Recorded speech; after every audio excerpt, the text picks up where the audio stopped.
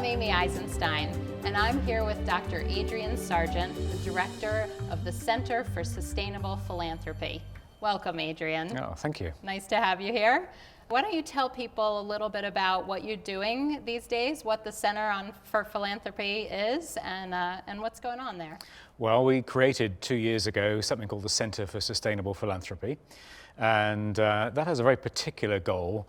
There are many institutions around the world who see their role as measuring philanthropy and tracking changes in philanthropy, and they do a very good job at it, but that's not what interests us.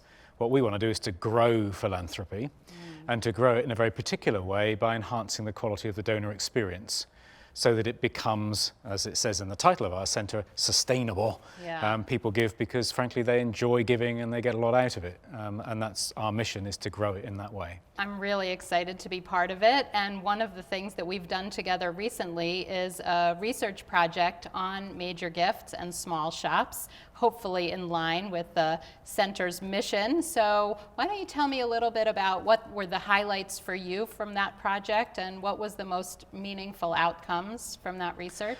I think for me it was a fascinating project to be engaged with, because it was the first time that anybody really had looked at major gift fundraising in smaller organisations.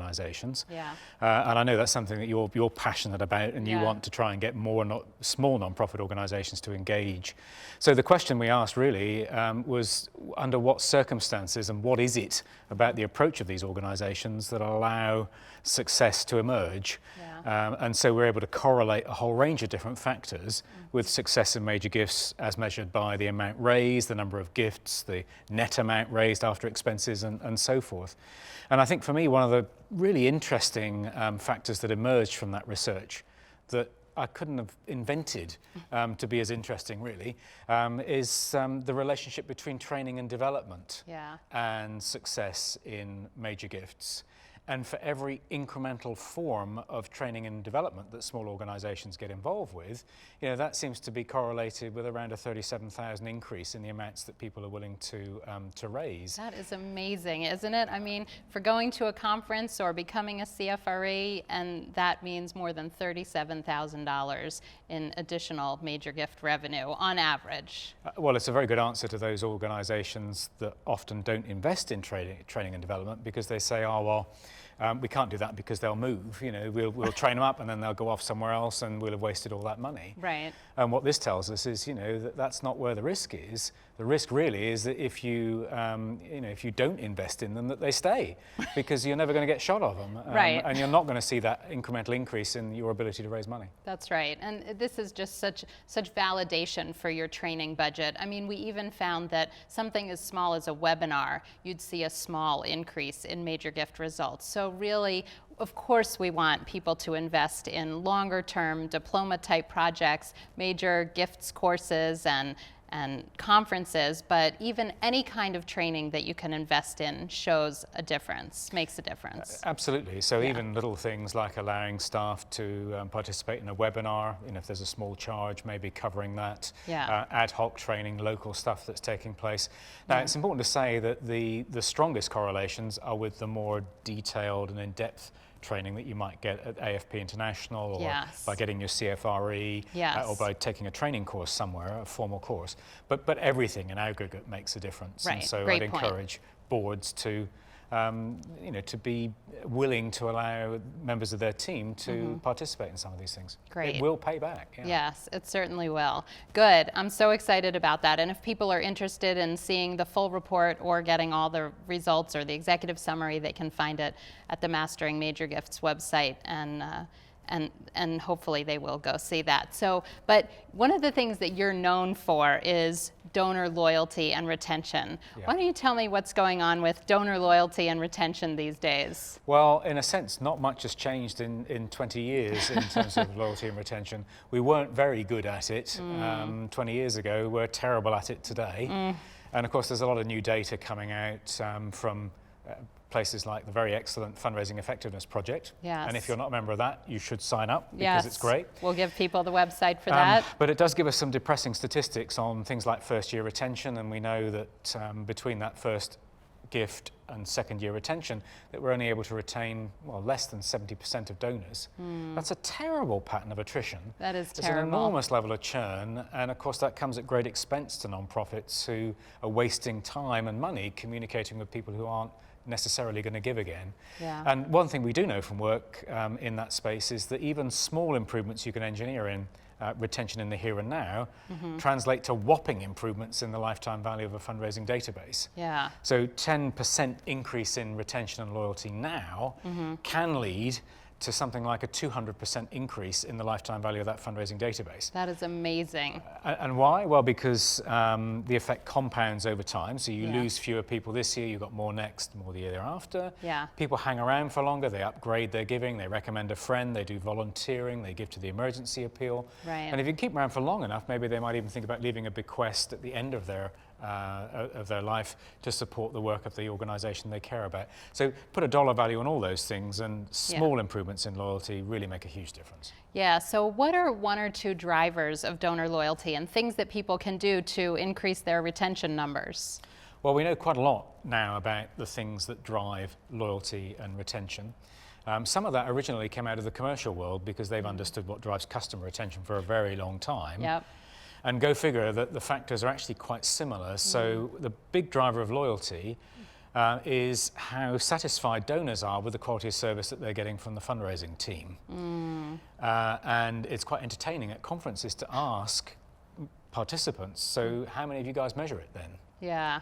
And when I started doing this sort of work 20 years ago, you'd get nobody would put their hands up. Yeah. Now you get one or two hands go up. So then you ask the follow-up question, all right, so how many of you then reward and remunerate your fundraisers for how good donors feel? And of course, no hands are going up because we're not quite there yet. Right. So satisfaction's key. Yeah. Commitment, which I define as a real burning passion for the mission of the organisation, is another big driver. So Right. unsurprisingly, if you've lost somebody to, say, breast cancer, you're pretty motivated to stay and find a cure for that, right? Because it hurt you. Yeah. But also trust in the organisation, trust that the organisation is going to do what it says it's going to do with the money and with the impact that your gift is going to have on the beneficiary group. And collectively, those are the three big drivers. Yeah, I think probably some of the reasons that organizations don't measure it is they're not sure how. What's a simple way that a small organization might be able to measure some of those things? Because that might seem abstract to some of our viewers. It's a matter really of constructing a little survey. Okay. It might go out to everybody once a year. It might go out to a smaller, sample of donors on the database, and it could even go out to corporate supporters. Okay. Sometimes we're a bit shy of sending stuff to major donors and corporate donors, but actually in their world, they're filling out those things all the time, and they understand why they're important, Yeah. and they're flattered to be asked because they know why you're trying to do it. Great. Okay. So there are little short, surveys that you can administer that could be included in something else that you're sending out, so it's not a huge deal. Good. And they don't take more than a few minutes to complete, so it's not a big problem for donors to complete it. Right. And you should always have, at the end of that, the opportunity for them to raise any issues or concerns they might A have. comments box. So it gives you the Yeah. opportunity to go back to them, correct anything that maybe hasn't quite worked for them this year. Perfect. And the importance of follow-up is key. You really do want, if somebody raises an issue, you've got to follow up with them. Yeah, there's something we call the service recovery paradox. And what that is that people who've had an issue, if they tell you about it and you fix it for them, Yeah, they are a heck of a lot more loyal than if they'd never had a problem in the first place. absolutely. So there is absolutely no reason to fight shy of encouraging people to tell you stuff, because even if you can't fix it, they'll still be more loyal. And if as long as you follow up. Yeah. As long as you listen well and try and acknowledge it, right? Exactly. Yeah. So this is why now in the US we don't talk about complaints anymore. It's opportunities. Excellent. As I in love opportunities opportunities. to build Yeah. loyalty, yeah. Good. Speaking of opportunities, let's wrap up by talking about the new fundraising diploma programs that you've worked on with AFP. Tell us what they are and what kind of opportunities they are for people. Well, I'm really excited that for the first time AFP have invested in a training and development program. Now they started CFRE some years ago, Yeah. as you'll know, and they still own ACFRE. Yeah. But you have to wait 5 years, or maybe a little less. I think there's a change going through at the moment, but you have to wait Okay. for a while to certify for CFRE. Yeah. So we wanted to create something in the first instance that people could take when they come into the profession for the first time. Oh. After maybe they've done the, the foundations, the fundamentals course. Right. But something that would be a substantive block of learning that would give them a real detailed understanding of what we know from the science of donor behavior and the practice of different forms of fundraising. So this is for somebody who's at the beginning of their career, really wants to get a detailed understanding of what we know from the practice and the science of these different forms of fundraising and learn about how all that stuff works, so that ultimately maybe they might think about developing their career as a manager or even a director of development one day. Okay. And then after 5 years, maybe they go on and they get their CFRE accreditation. Okay. And then we wanted to create something for somebody who'd been in the profession for 7 or 8 or 10 years that would give them the kinds of knowledge that they might need at that stage in their career to take on being a director of development at a substantive organization. And so the advanced diploma in fundraising isn't about doing the fundraising. It's not even about managing the fundraising. It's about managing the organization to release fundraising's potential. And so there's a heavy blob of some of the latest work coming out of conflict management and organizational behavior, internal marketing, philanthropic psychology, a big element of how you manage the organization. And then something I'm particularly proud of at the end of that course, most of it is around managing the organization to allow fundraising to be successful. Well, the final unit is about how we bring about a change in philanthropy in a nation.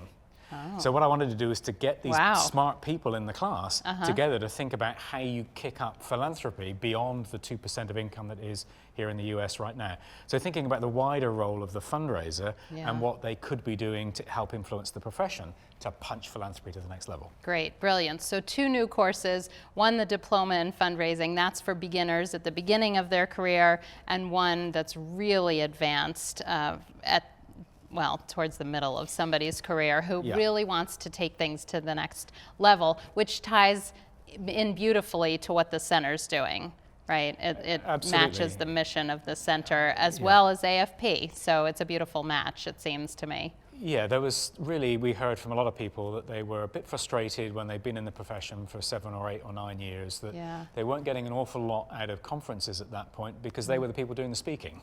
So there needed to be something that would plug them into some of the latest science where they could actually feel that they'd learned. And I'm happy to say in the pilot that we ran last year, nobody said we know all that stuff. And in fact, I think we made them sweat a little as they went through the program. So that's really nice. And, that's beautiful. It means that we've kind of hit the mark, I think. All right, great. And people can sign up for those courses at AFP's website? Yes, they can. Okay, perfect. Well, thank you so much for being here. I really appreciate it and enjoyed talking with you today. My pleasure. Thank you, Amy. Thanks.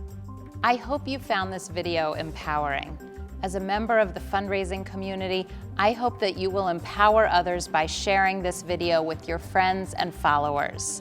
If you'd like more videos and tips on fundraising, please visit my website, amyeisenstein.com. Thanks for all you do to make the world a better place.